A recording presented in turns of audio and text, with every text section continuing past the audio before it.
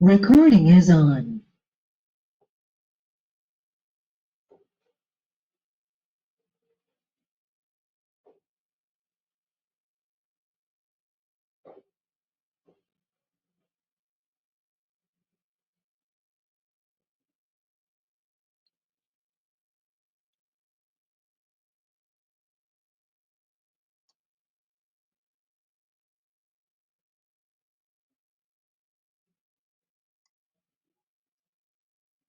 Yun, kita na siya.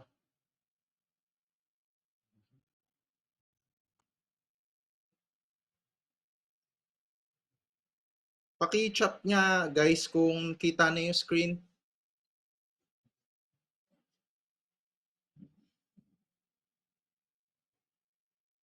Okay na, sir. Okay na? Nice. Okay. I'll stop sharing this pala. No? Natapos nyo ba or may na-come up ba kayo na something within the board? Kahit na hindi tapos? Board number 1? Meron ba kayong na-accomplish?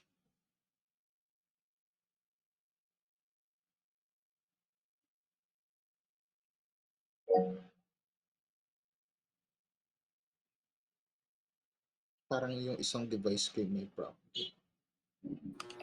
Sir, kami po yung board number 1. Yes. Bali, nag-uusap po kami sa GC namin. Mhm. Nag-brainstorm po kami about the activity, no? Hindi lang po namin na-plot, sir, dun sa Google Docs kasi po Sige. need po ng access.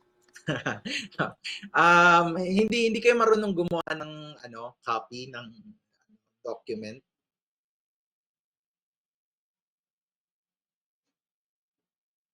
Hindi niyo magawa ng copy.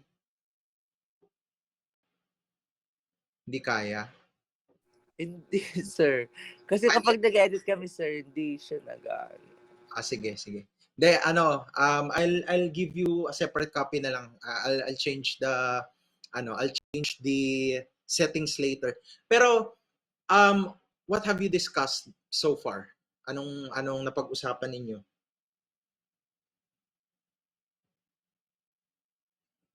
Ayun po, sir. So far po, we've decided po na AirPods po yung gawan po namin ng system po. Mhm. Dynamic system. And we've gathered a lot of information. Super. Send lang sila ng information. Mhm. Not knowing na na-stress ako kasi di ko kayang i-plot dun sa Google Docs po. Pero ayun po, meron po kaming iba't ibang what do you call this?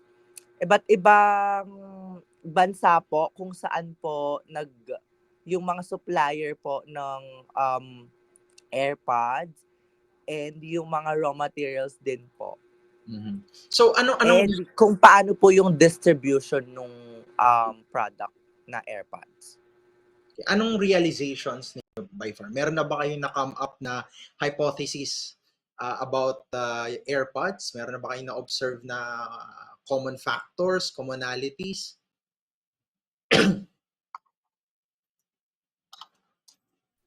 Board number 1, help. Go ahead, sige, tulungan niyo yung board member, co-member ninyo. Meron na ba kayong napansin na commonalities? Pag sinabi natin commonalities, ito yung mga observable na parang ay similar to ng scenario sa ganito, parang related sila ganyan. Meron na ba or wala pa? Ano yung learnings ninyo so far? Go ahead, Advincula. Okay naman po. Hello, sir. Yes, Loud and clear po yung voice. Okay lang po. yes. Okay po. Ang napansin ko pong commonalities about sa iPhone, ay Apple company po is nagmamanufacture pa rin po sila sa China, which is sa Shenzhen po. And then yung iPhone City naman po kasi is nagmanufacture po sila sa Zhengzhou. So, ang commonalities po nila is nasa China pa rin po sila nagmamanufacture, pero magkaiba lang po ng city. Ayun po. Bakit kaya, no? Bakit kaya? Meron ka bang hypothesis? Pag sinabi nating hypothesis, educated guess to, no? Ibig sabihin, hindi siya hula-hula lang, pero educated guess, pero unverified. Ano kaya yung hypothesis mo so far? Hypothesis ko po for my opinion po, kasi po ang ang Apple company po is nag-expand po sila, hindi lang po sa isang specific area, kundi around the globe po. Hindi lang po sa China, which is sa India and Vietnam. Among their manufacturing company is, excuse me po, among their manufacturing company po is Vietnam and India. So they are expanding their businesses po around the globe. So that is why po, meron din po silang manufacturing sa ibang cities when it comes to their products po. Ano kaya yung dahilan nun? Bakit kaya? Dahilan po kasi po because of supply chain po. Alam naman po natin na ang Apple company is nag-originate po siya sa USA or America, pero nagkaroon po sila ng trade war between China and USA because po of their imports and exports. Therefore, ayun po, nagkaroon po sila ng parang idea to expand their business po, hindi lang po para po mag-expand and mas lalo pa po nilang mabenta yung products nila across the globe. Siyempre, meron din po silang competitors, which is Samsung po. So, nag-elevate po sila or nag-i-innovate po. Ganun po. Okay, no? Very good. A bit of analysis, no? Pero we cannot expand that further on kasi medyo limited na yung time natin. Pero I would like you to put everything dun sa document once na ma-revise ko na yung access dun later on. Tapos ilagay nyo lahat ng analysis ninyo, realizations, and use the frameworks and models that we have here. Yung binigay kong example kanina ay very broad aspect and viewpoint on how you will use the system dynamics design, and it is very important for you to have a system dynamics design because you need to understand the fundamentals of how a specific organization functions, no? And it is very useful for the analysis of specific problems, especially na kung gusto niyo mag-operate ng business niyo and you want to observe certain conditions, you need to make sure na you are asking proper questions, the right questions, kasi minsan alam mo yung sagot pero di mo alam kung paano siya itanong, no? And it is very important for you to have the sense of ano ba dapat yung itanong ko para makuha ko yung gusto kong sagot. And you cannot rely on, simple questions na parang pwede na yan, okay na. Kasi you need to dig in further. Yung ba talaga yung gusto kong sagot? Base dun sa gusto kong tanong, kailangan related sila. And from that, you can form your tables, you can form your system dynamics design. And which leads us to the linear supply chain. So the linear supply chain is basically a straight path. Simple as that, no? Hindi na natin papalawakin to. Nagsabi niya, sabi niya, kasi gusto ko lang maintindihan ninyo and tumatak sa isip ninyo, meron palang linear supply chain. Pagdating sa linear supply chain, straight path, hindi siya umiikot, raw materials to production to disposal. Ibig sabihin may waste. Ano kaya yung advantages nito? I would like to call on Brocal Aaron. Let's list possible 3 advantages of this particular supply chain network. Ano kaya yung possibility? Sir, para sa supply chain method, ano siya? Easiest way. ECS? Siya po yung pinakamadaling gamitin. Ano pa? Two more.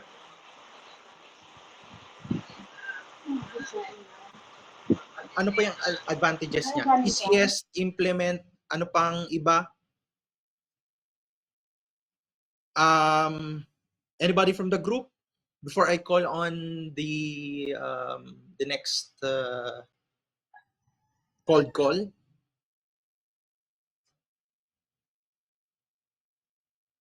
Wala. I'll call on Mansera, Jesslyn. Wala nga pala si Mansera, no? Gabine. Ano pa kaya? Advantages ng linear supply chain. Sir, group, ano po ako? Group po. Ano, no, kahit na group to ka, this is, far from ano na. Ano po ulit sir yung question po? Ito, di ba, meron tayong linear supply chain, straight path daw siya, raw materials, production, and disposal. Maraming waste to. Opo. Diba? Isang diretso, hindi siya naglo-loop, hindi siya umiikot, wala siyang dinadaanan na ibang proseso. Linear lang, dire-diretso. Ano kaya yung kanyang advantages? Sabi ni Brocal, ECS daw siya. Ano pa?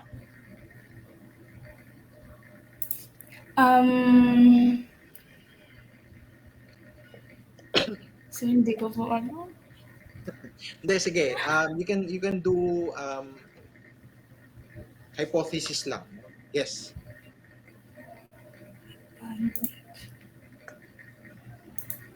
Or anybody from the group, bago ko i-explain yung advantages niya. Sir, mas mapapadali po yung process niya. Pag ganun. Faster, ganyan? Faster? Sorry po. Kinakabahan ka ba?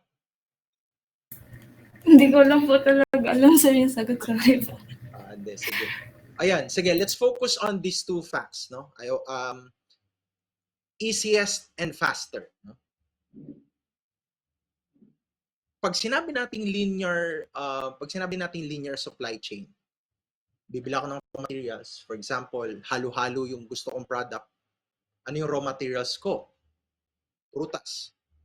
Ano yung production process ko? Yung paggawa ng halo-halo, no? Pag-chop, kasama yun sa production process. Lahat yun. Entire process ng production para maging raw materials, production yun. Kasama yung pagbabalat and everything. Ano yung dinidispose ko? Ano kaya yung possible na dinidispose ko? Posibleng yung buto, posibleng yung balat. Okay na, na-serve ko na sa customer. Linear supply chain. Dire-diretso, wala nang dadaanan. May tapon, may disposal. Yes, mas madali siyang implement, mas mabilis. Pero pag pumunta tayo sa disadvantages, ano mangyayari? More wastes. More waste and hindi natin na ma-maximize yung profit possibility. Unmaximized. Ewan ko may wrong grammar yata. Wrong grammar.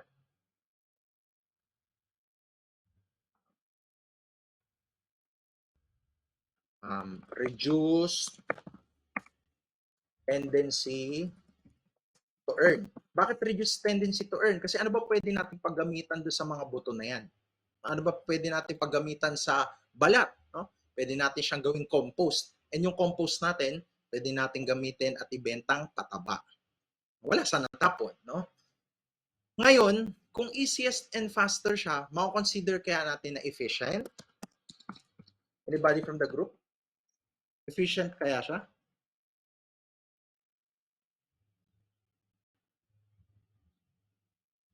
Sige, opinion-based. Group 2, masasabi ka natin efficient.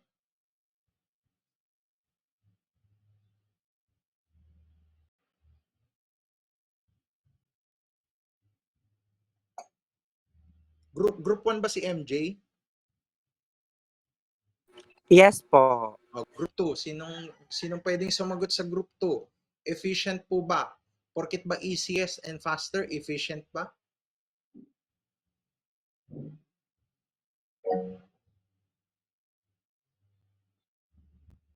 Ano daw? Okay. So hindi, ito na, ako nasasagot sa tanong ko, no? Kasi walang nagre-recite.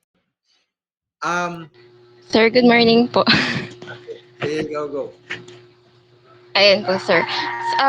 Sa tingin ko po, efficient siya kasi mas organized po yung process niya and hindi siya, yun nga po yung gaya ng sabi niyo po kanina, hindi siya salasalabat. Yung isa lang po yung dadaanan niyang process, hindi nakakalito, mas clear po siya.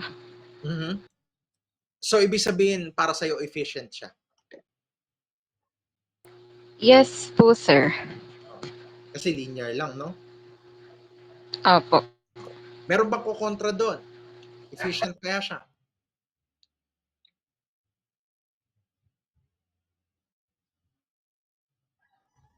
Efficient?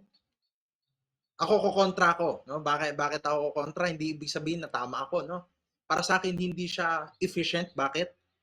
Kasi meron siyang gap na pwede ka sanang kumita. Kasi yung binibili mong raw materials, kasama yung balat sa binabayaran mo. And in order for you to consider everything to be efficient, kailangan mo i-consider yung cost. Kasama dapat yung cost para masabi mo na efficient. Hindi sapat na easy siya, hindi sapat na fast. Kailangan cost related na ma-maximize mo din siya para ma-consider mo siyang efficient. So hindi siya efficient. Ngayon, moving forward,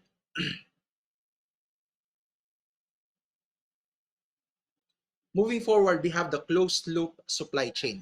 Ito naman maraming sanga-sanga, no? Ibig sabihin nito, efficiency by ensuring that wastes are reduced or removed by repurposing. So ibig sabihin, may recycling, repurposing, reusing na ginagawa dun sa supply chain mismo. Ibig sabihin, meron kang iba't ibang aspect ng business na hinahandle. It is very complicated, it is very complex, but you are trying to reduce the waste na associated din doon sa possible na gastos na pwede mo sana i-maximize. Bagay, you need to think about, pagdating sa closed loop system or supply chain, you need to think about paano ko kaya ma-maximize yung lahat ng meron ako para walang tapon, ma-reduce yung cost ko, at the same time, mag-increase yung revenue ko or profitability. Ngayon, I would like to call on Gongon again, no? Gongon, what do you think are the advantages of this particular supply chain?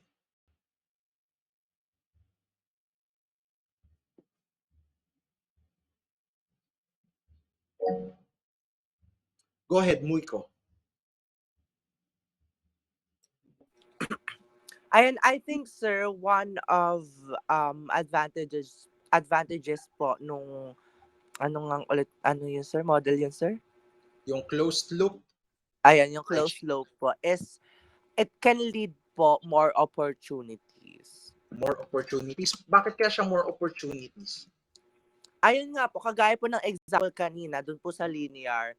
For In example what po aspect yung... siya? In what aspect? Opo. Yung example po kanina sa linear, di ba po, kapag gagawa ka ng halo-halo, yung ibang may mga disposal po doon. So yung iba po kung i-dispose doon, kapag linear siya, i-dispose mo na po talaga yun. Pero kapag yung close naman po, yung i-dispose mo, pwede mo pa siyang gawing opportunity to lead and for you to be able to gain more profit. Gain more profit.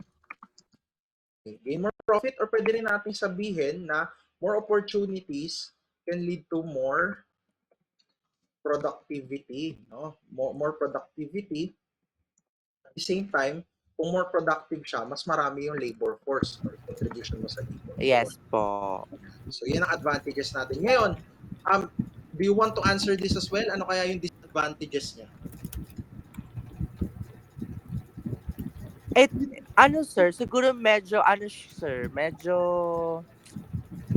parang matrabaho siya. Ganon. Ano natin sasabihin yung matrabaho? Paano ba natin sasabihin matrabaho? In a business sense. Parang it takes a lot of effort and time. Ganon. A lot of... Tama naman. Time and effort. No? Time and effort po. Complex. No? Masabi natin complex kasi dami niyang sanga. No? Makikita mo. Dami niyang sanga. Apo, sir. Ibig sabihin, pag marami siyang sanga, kailangan mo rin ng maraming tao. Yes, sir. More employee. More manpower. So, ibig sabihin, yan yung disadvantages niya. Pero, if you would like to reduce yung cost and guys, if you would like to reduce yung cost at the same time maximize your profitability, you can find ways on how you will repurpose your waste. But it will require more time and effort and energy. It's more complex and more manpower. Ngayon, hindi ibig sabihin na okay, palagay ninyo isang sistema ay gagana din. So it depends on your reality, it depends on your capacity to execute, it depends in your on your resources and ability to perform, yung manpower available. Hindi porket okay siya sa pandinig ninyo, can be executed right away. Ngayon, to understand it better, can someone tell me, no, which one is better? Sino kaya yung or alin kaya yung palagay ninyo ay mas okay? Volunteer. Volunteer.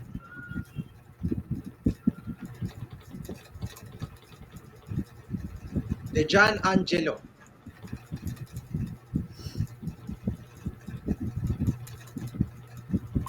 Hello, sir. Yeah, go ahead. Ano po ulit yung question, sir? Sorry po, ano po kasi kanina. Stutter po. Which one is better? Hindi ko po alam, sir, eh.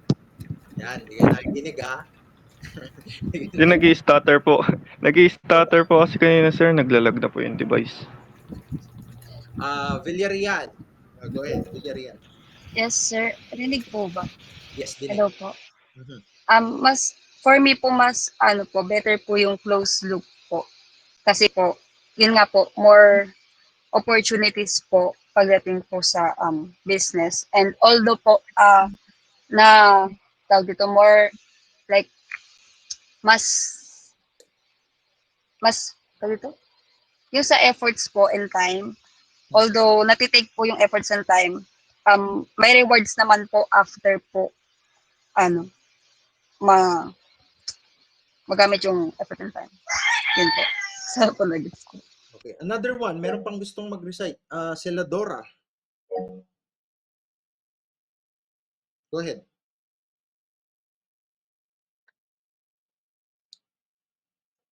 Celadora, go ahead. Even po na more complex po yung tawag dito, yung closed loop po, mas accurate po siya kaysa sa linear po. Aha. So, mas accurate siya palagay mo. Paano mo nasabing accurate? Anong basis mo ng accuracy na yun? Ano po, mas madami po siyang process and mas nagbibigay po ng effort po, unlike po sa linear na straight lang po yung ano niya. Palagay mo mas okay yun. Pero paano Yes. paano kapag halimbawa limited lang yung operations mo, tapos gusto mo mag-closed loop system, no? Limited lang yung tao mo kasi startup ka nga eh, di ba? Ano kaya yung possible ways mo so that you can slowly integrate the closed loop supply chain to your operations? Paano kaya yung sa tingin mo ay strategy to do that?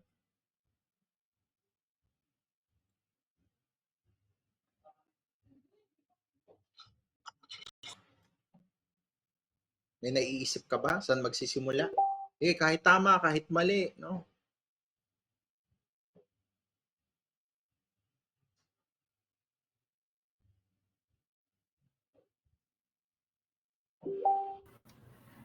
When in that matter po, pag limited po, minsan po nakadepende din po sa budget na meron po yung isang enterprise or company. So, ang sinasabi mo ay it depends on the resources. Kung ano yung available na resources, pwedeng yun ang tignan. Yes po. Okay, nice. Now, for your board activity number 2, ewan ko kung kasya pa ng minuto natin, no? You can discuss na lang siguro for 5 minutes, no? Kasi may ilan pa tayong slides, although patapos na rin to almost. For 5 minutes, which supply chain network does your Apple product follow? No? Kasi may board 1, board 2 kayo, AirPods yung isa, hindi ko pa na-discuss kanina. What are the advantages and disadvantages of this model? This Apple model, yung discuss natin. And yung na-figure out ninyo. And pagdating to disadvantages, paano nyo kaya isosolve yung disadvantages na yan? 1, 2, 3, go!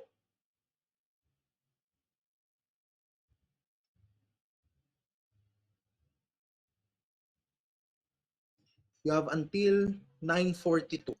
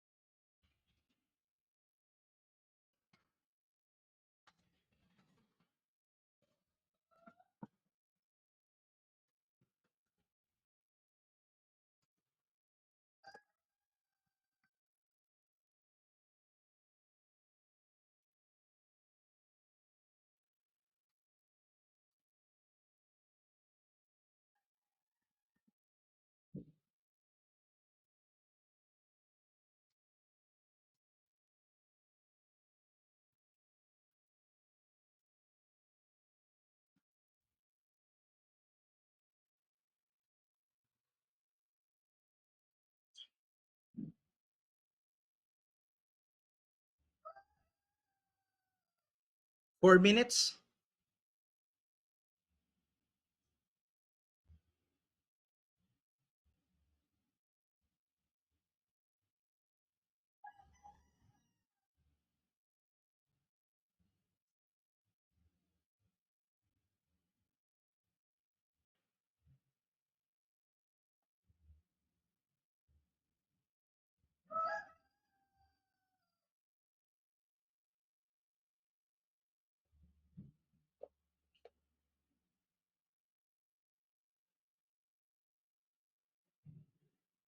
Three minutes.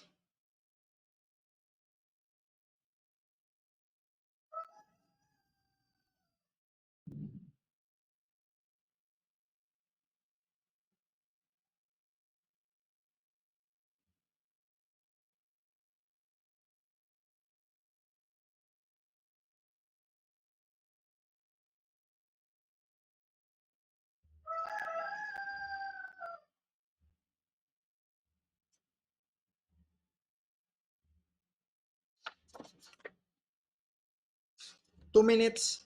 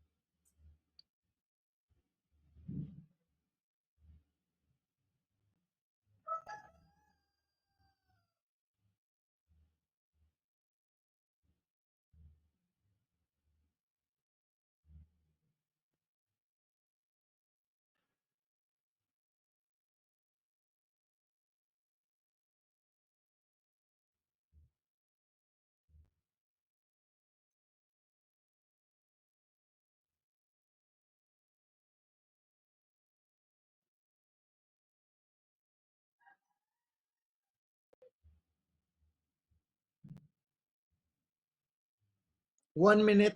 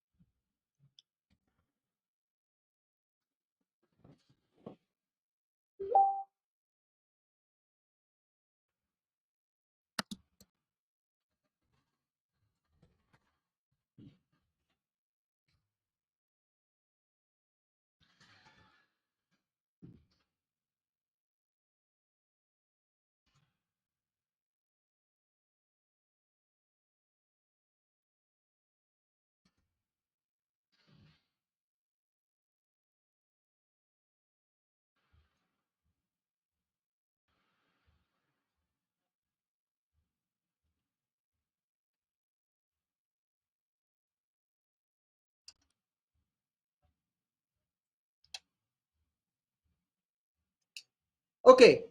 Moving forward, no, I would like you to showcase that instead of presenting that in this discussion, kasi nagkaroon tayo ng intro, sakto sana to eh. Ilagay nyo na lang siya dun sa documentation later on. Then make it detailed, no, everything per section, and follow the submission guidelines. So, what is the point of Apple's pre-order? Kung nanonood kayo ng Apple launches, product launches, meron sila lagi na sinasabi na pre-order now. Akala mo mabibili mo na kagad or makukuha mo na kagad yung unit, pero in reality, hindi pa. No, bakit kaya ginagawa ng Apple 'yon? Ginagawa ng Apple 'yon to assess the demand. It is very important to assess the demand kasi hindi ka pwedeng mag-oversupply. Hindi ka pwedeng bumili ng out of the blue. Ay, bili tayo ng marami kasi trip lang natin, no? Ginagawa ng Apple na magpa-pre-order para ma-assess nila yung total demand. Kasi minsan, ang taas ng product nila. So, ang order lang nila after the product launch is yun din yung equivalent ng kanilang supply na i-require galing sa suppliers nila. And sometimes, Apple is too big that it could demand suppliers for specific conditions. For example, pwersahin nyo na ganito kadami yung ganito kadami yung raw materials or ganito kadami yung chipsets. No? So they are too big to be ignored by their suppliers. So kapag na-assess na nila yung demand, pinapasa na nila yung quantity na yun for suppliers, then gagana na yung supply chain. And this ensures that they have enough inventory for the entire production period na ma-maximize nila yung capacity nila to generate revenue. So kulang tayo ng isang aspect dito. Maraming naibebenta, no? Or enough yung naibebenta or adequate revenue. So next, we have this concept called law of supply and demand. Yung law of supply is basically higher the price, the higher the supply. Bakit kailangan yon?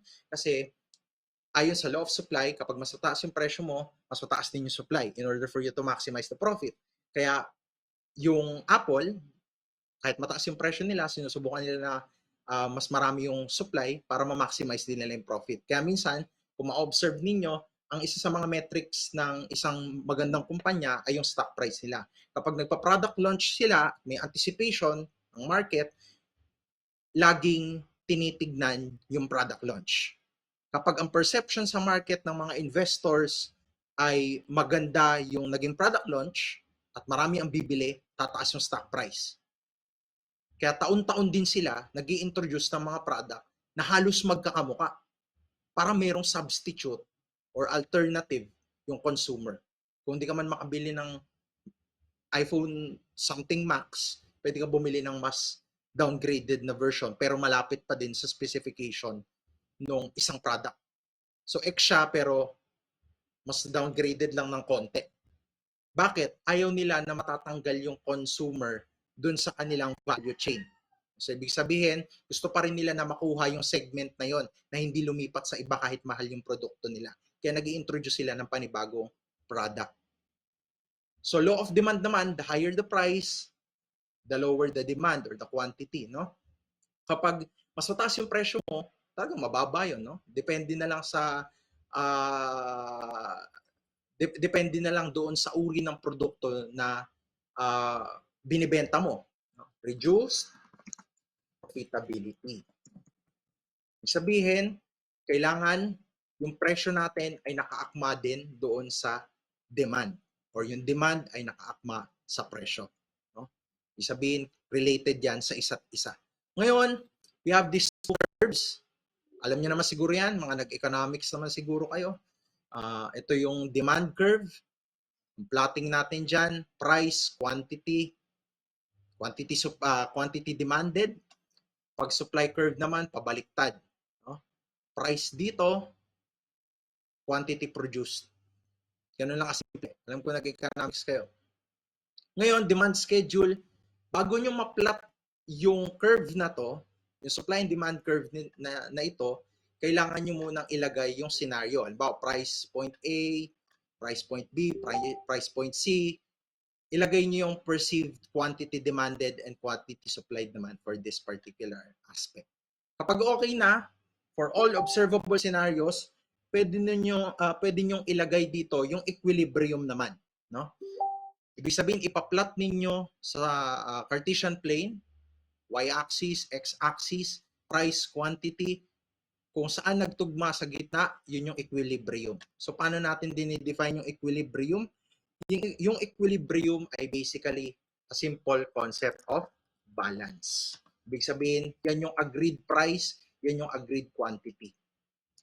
Sabihin natin, agreed price and quantity and demand.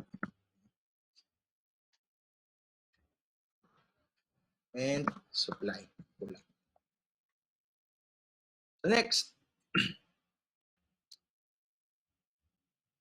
na question.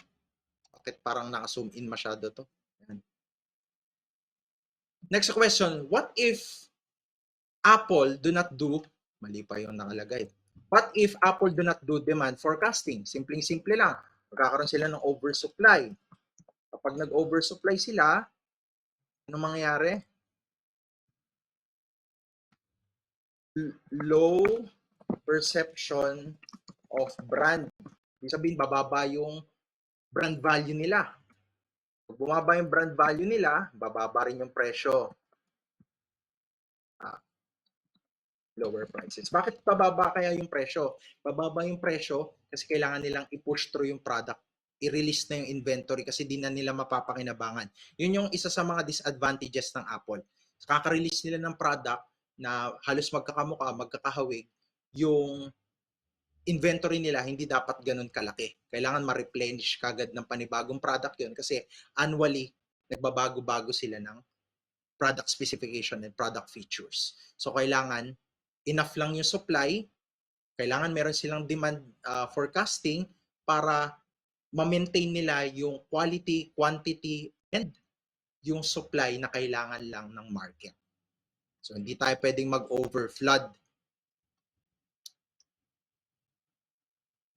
Next, again, pointing out to the similar and connected Apple products. Nabanggit kanina yung Apple Watches, AirPods, and everything. Ginawa ng Apple yon para magkaroon ng interconnected ecosystem yung Apple. Ibig sabihin, yung Apple mo, kailangan ng ganitong product para mag-function sila properly. Kumbaga magkakamag-anak yung kanilang produkto. One will work with another. Ibig sabihin, magkakakabit sila. Yung AirPods connected sa iPad or connected sa iPhone. Ibig sabihin, connected lahat para yung consumer, meron silang additional products na pwedeng bilhin na supplementary ang tawag, supplementary goods doon sa binili nila na primary goods. Nalagay natin. Supplementary goods. Yung additional na products. Additional products.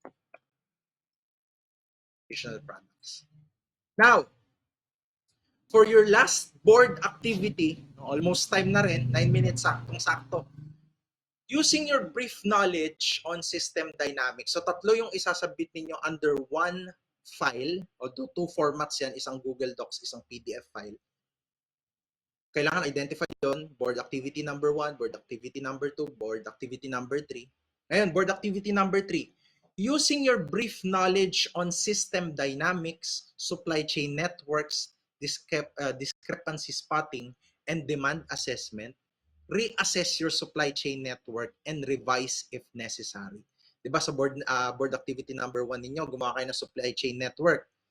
Base dun sa mga nalaman ninyo, na figure out ninyo, i-check ninyo kung meron ba kayong bagong realization dun sa board activity number 1 ninyo. Kung meron kayong realization na dapat baguhin, kailangan ninyong ilagay at ano yung realizations na yun. Ibig sabihin, specified. So, ibig sabihin, kailangan, kung meron man na-observe na differences, yung board activity number 1 ay iba sa board activity number 3 kasi may realizations kayo. So, kumbaga, i-apply na ninyo lahat ng concepts into board activity number 3 in order for you to formulate yung specific na activity na ito. So, I am open already for questions. Meron pa tayong a couple of minutes, 8 minutes. These are the things for week number 1. Hopefully by next week, di na tayo magra-rush gaano. These are for week number 1.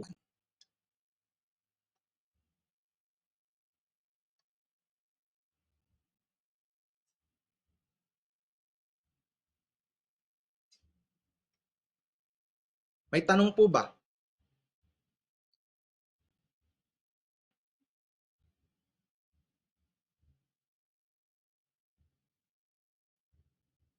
Tanong.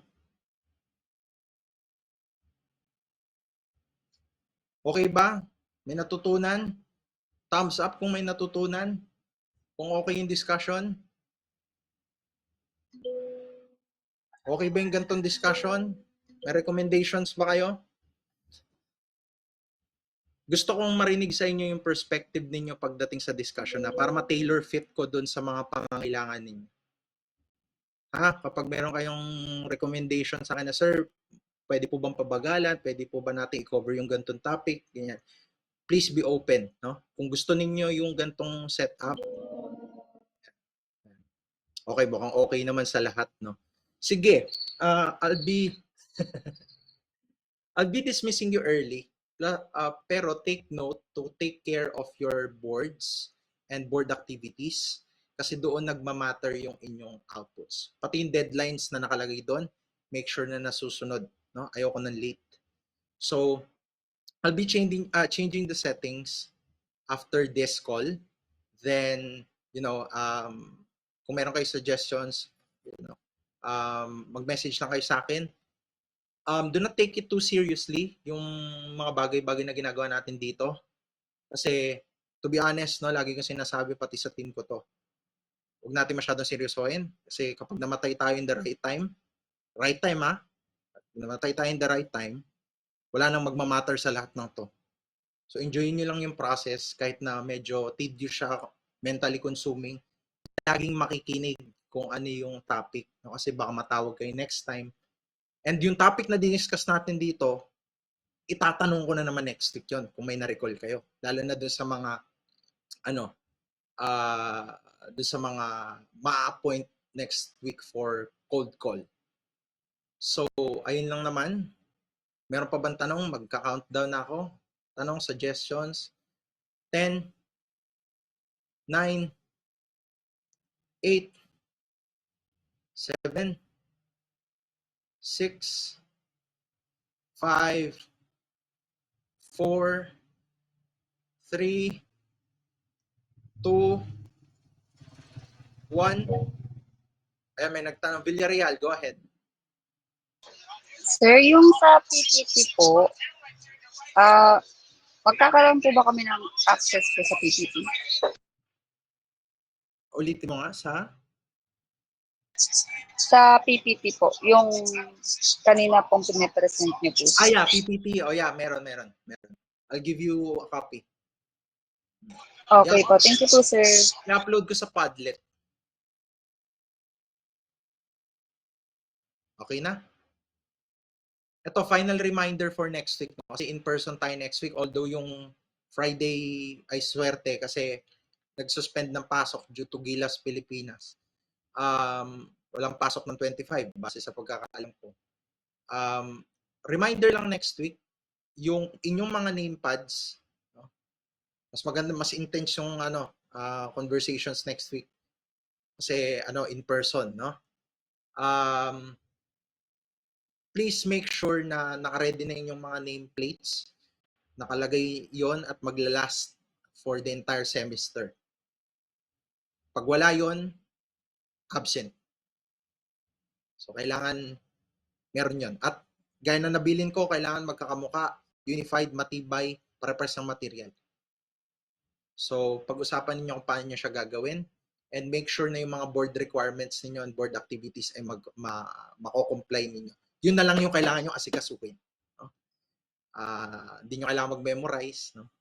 And pati yung mga learning partners ninyo, kailangan nyo na maghanap. Kung may mapapa-approve na kayo sa akin next week, lalo na nakalagay dun sa Padlet natin 5 proposal, mas maganda. Kung makakausap nyo na sila, mas maganda.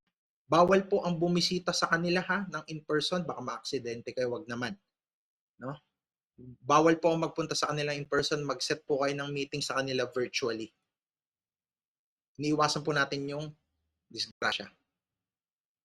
Okay, kung may tanong, yun lang. Alam nyo na gagawin nyo. Have a great day. And I hope may natutunan kayo sa akin. Bye guys. Thank you.